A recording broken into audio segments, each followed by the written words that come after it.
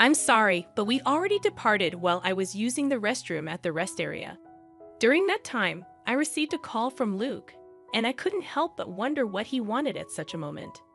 Upon answering, I overheard Luke and his in-laws laughing boisterously. When I inquired about the commotion, he shared something unbelievable.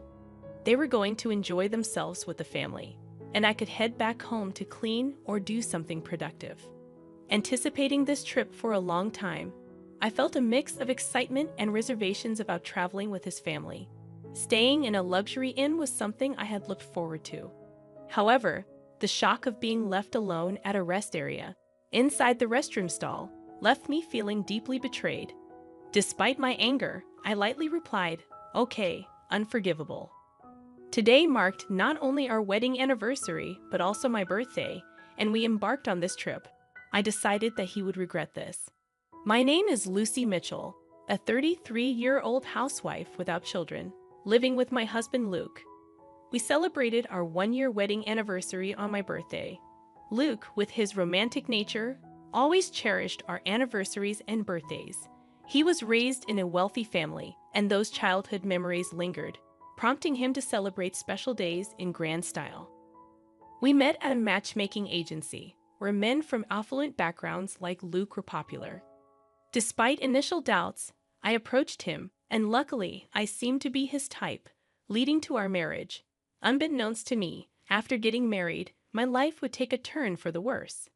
A year ago, Luke and I started our marital life in a 2-bedroom apartment in the city. Luke desired a larger house, but I disagreed, suggesting we live within our means. Despite his family's wealth, I felt guilty about our expensive $1,200 rent as a housewife. Luke assured me, "Don't worry. My dad will sort it out." As time passed, our marital life took a troubling turn. Luke's frequent visits to his parents' house, even for seemingly trivial reasons, left me feeling uneasy about our newly life. This unease grew when he casually mentioned having dinner with his parents on a regular evening without inviting me, his wife. The frequent absence and lack of inclusion in family events made me question the dynamics of our marriage. As I shared my concerns with a friend during a dinner, she expressed surprise at Luke's actions, stating, "He goes home that often and leaves you behind for a cousin's birthday. That's crazy." She had been married for 5 years, and she had more experience than me in married life. Realizing that her reaction was a common sentiment, I felt embarrassed. "You're right, it's weird. But according to Luke, it's normal." Seriously, don't take this the wrong way, but hasn't he really grown up yet? Maybe upon reflection, her comment struck a chord. It's unusual for a 35-year-old, even if he's set to take over his dad's business, to prioritize family affairs after getting married. I regretted not recognizing Luke's true nature before marrying him. Returning home after dinner with my friend, I felt down. "I'm home, Lucy. Where have you been? Isn't it normal for a wife to cook dinner and wait for her husband, Mrs. Mitchell?" To my surprise, my mother-in-law was in the living room. Luke was apparently out, perhaps at a convenience store. "Why are you here? Weren't you and Luke supposed to dine out tonight?" "That got canceled due to some issue at the restaurant." "I thought Luke had messaged you just a bit ago. Didn't you check?" She pointed it out, and I looked at my phone. Indeed, 10 minutes ago, Luke had messaged that he'd be home early, but that was just about when I got off the train. There's no way I could have gotten home and started dinner in such a short time. Yes, he did message, but I saw it just now. What the heck?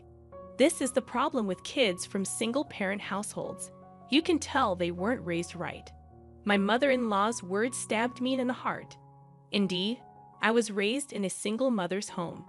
After my mom gave birth to me, my father passed away due to an illness. Despite that, my mother did her best to raise me lovingly. I wish she wouldn't say things that belittled my mother's hard work.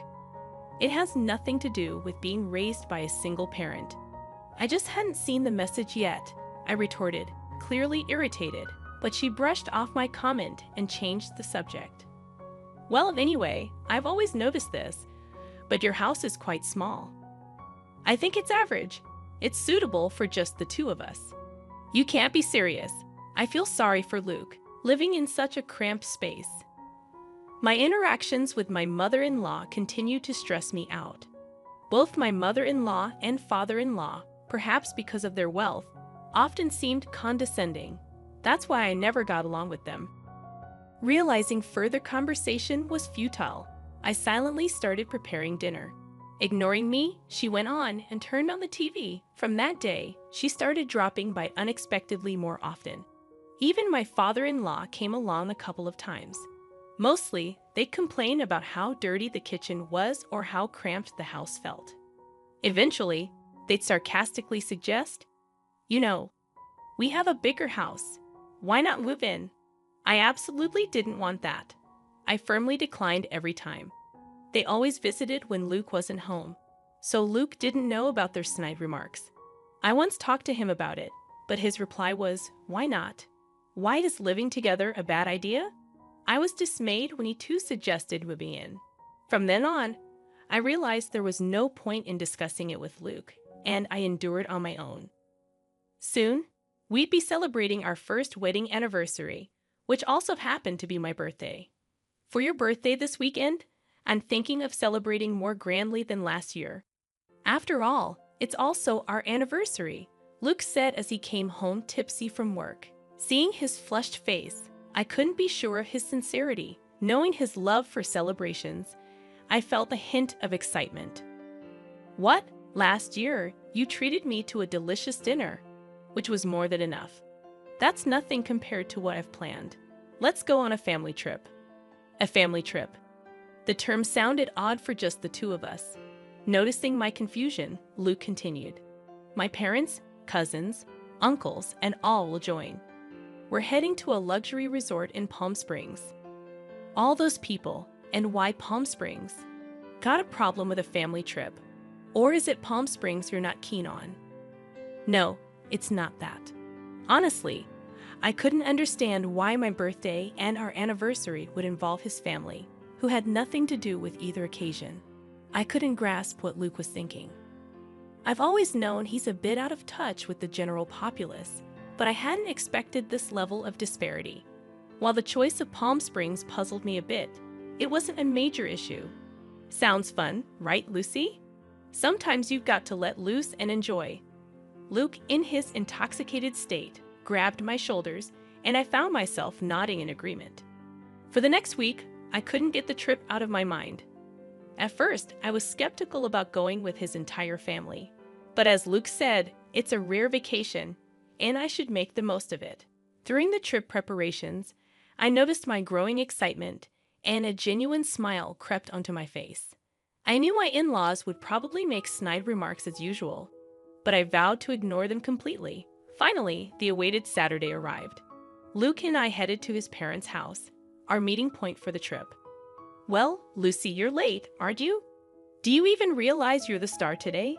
Right in front of the assembled family, my mother-in-law was quick to throw shade, but it seemed she did realize that I was supposed to be the star, so it took the edge off her words a bit. "I'm sorry, there was traffic," I replied. "Excuses won't do. We should leave soon. Otherwise, we'll be late to our luxury resort." All right, let's get going." Despite their grumbling about our tardiness, it was tolerable. After all, they'd been making such remarks throughout the past year. Luke's cousin appeared much younger than him, looking to be in his early 20s, with a sinister look in his eyes. I began to wonder if everyone in this family was mean-spirited. My paranoia was somewhat justified when he made a belittling comment. "This is Luke's wife." Not what I expected. I diverted my gaze from him, figuring that reacting would only invite more nitpicking. I decided to show a mature demeanor. "I'm so excited. I've been to luxury resorts multiple times, but tonight's place costs $1,000 per person." Hearing the figure, $11,000, I was both shocked and had a sudden thought. No way could it be. I climbed into my in-laws' car. Once my father-in-law hit the gas, the car swiftly started moving. The journey from here to our Palm Springs destination would take about 2 hours. We decided to take a short break at the next rest stop. About an hour into our journey, I excused myself. "I'll be right back," heading to the restroom. All right, off you go, my mother-in-law waved, as if shooing away a stray dog. I headed to the rest stop bathroom, feeling the weight of everyone's eyes on me, or was it just my imagination? Taking a deep breath inside the bathroom stall, I felt relieved that the trip had been relatively uneventful so far. I hoped the remainder of our journey would be equally smooth. Just as I was settling into that thought, my phone vibrated in my pocket. It was Luke's name on the display. Expecting him to ask me to pick something up, I casually answered the call. "I'm still in the restroom, Luke." With what sounded like amusement, he replied, alongside the laughter of my mother-in-law, "Sorry, but we've already left." There was a moment of stunned silence on my end, and laughter echoed from their side. "What do you mean?" When I asked Luke, he replied, "We're going to have fun with our family. You should just go home and clean, Lucy dear. Today's trip is just for the Mitchell family. It's a pity, but you'll have to stay behind. Goodbye." I was told the unbelievable. I had been looking forward to this trip for a long time. Having his family join us was a bit of a concern, but staying at a luxury hotel had me excited. And now, they left me alone at the rest area. I was trembling inside the restroom stall, feeling utterly betrayed. Trying to hide my anger, I responded with a light, "Okay, this was unforgivable. Today was our wedding anniversary and my birthday, and they brought me on this trip. I'll make them regret this." After leaving the restroom, I called someone. The person on the other end was shocked and shared some astonishing news. I asked, "Really?" They responded, "Yes." Then the person on the phone promised to come pick me up. Left alone at the rest area like this was unbearable. Praying for a timely rescue, an hour later, my uncle came to pick me up in his car. "I'm so sorry to trouble you like this." "It's okay. It's quite an unfortunate situation." Yes, they're headed to a luxury hotel in Palm Springs. That means, my uncle tilted his head in thought, seeming to realize something. "I think that's the case," I replied. "I'm really sorry, but can you please take me there? I'll take the train back." "Got it. The drive there is nice anyway." Uncle gladly accepted my request to go to Palm Springs. About an hour later, we arrived. In Palm Springs, Luke and the others came here. In front of us was a luxurious inn with a grand gate. It was a well-known hotel, the only luxury accommodation I knew of that cost $1,000 a night. At the reception, I was told, "Dinner starts at 6:00 p.m. Please follow me." The person who greeted me with a smile was my mother. "Lucy, it's been a while." Dressed in an elegant outfit and smiling gracefully in a manner that could seem somewhat formal to others, it was undeniably my mother. Indeed, this inn has been run by my mother's family for many years, and she currently holds the position of the innkeeper. After becoming a single mother, she began working at this inn, so to me, this place feels like home. I had called my mother from the rest area and was surprised to hear that there was a reservation today from the group at Mitchell Securities. I had a suspicion when I heard they were going to a luxury hotel in Palm Springs, but I never imagined they would be coming to our very own inn. Of course, the family doesn't know that this inn is run by my mother. Still, what a terrible story, Lucy. You can't just let this slide. "Yeah, I know. That's why I came here." "I see. Why don't we get you changed over here?" I prepared to greet them at the dinner table. An hour later, at 6:00 p.m., the in-law family gathered for dinner. I hid in the next room to remain unnoticed. I slightly opened the door to observe the inside. The spa was amazing. I'd want to come here every day if I could. If it were closer, we could indeed come every day. At the very least, if you become the CEO, we could afford to come here anytime. Really looking forward to that. I mean, the subordinates handle all the work anyway. I want to become a CEO soon too. Luke and his family, thinking they were among themselves, were making some rather crude remarks. But when my mother appeared from the other side of the door and greeted them, the room went silent. "Today, I will be in charge of serving you. Please let me know if you need anything." Seeing my mother bow with perfect grace, there was a tangible tension amongst the family. However, when the food was served, they resumed their inappropriate discussions. For a while, both my mother and I did nothing, simply watching the plates empty before them. It's great that we all could come. We got rid of the bothersome daughter-in-law, and the food is delicious. Perfect. If you say that, she might get angry, you know. It's fine. She's not really one of us, to be frank. She never was. After all, it would be a shame to have a child from a single-parent family in our household. Hearing her mother-in-law's harsh words, my frustration boiled to an almost uncontrollable point. At that very moment, my mother entered the room with a dessert plate loaded with cake and fruit. Today, I've heard it's Miss Lucy's birthday and also her wedding anniversary with her husband. May I know where Miss Lucy is seated? In response to my mother's question about where to place the cake, the family looked at each other confused.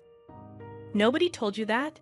Excuse me, I'm the innkeeper, and I've clearly heard about it. Did Luke call? What?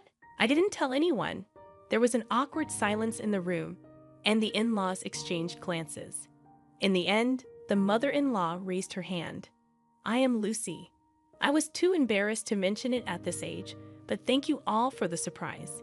Given that the only woman in the room was the mother-in-law, her reaction was appropriate.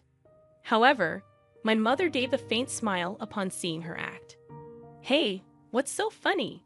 Is it strange to be surprised at my age? No, not at all. I wasn't thinking that. Then what? Just bring the cake already. Yes, but before that, there's something I'd like to share. The irate mother-in-law barked at her. My mother composed herself. I swallowed hard. Lucy Mitchell is my daughter. What? Everyone present made a dumbfounded expression and raised their voices in shock. Seeing an opportunity, I swiftly opened the door from the adjacent room and stood next to my mother. Welcome. This innkeeper is my mother. It's a pleasure to meet you, Luke exclaimed. Lucy, why are you here? And what do you mean she's your mother? It means exactly that. This inn belongs to my family. I'd also intend to take over this place someday. In truth, Luke had never met my mother before. While part of it was due to my mother being busy with the inn, Luke and his parents also insisted on not meeting her face to face. I had received a phone call from Luke for our wedding introduction, but he never met her in person. I showed my mother a picture of Luke and explained who he was. It was an unconventional introduction, but I believed my mother had accepted him. From your conversations earlier, could you please refrain from mocking and belittling my mother for being a single parent? That's right. What's with the sudden drama? What grudge do you have against us?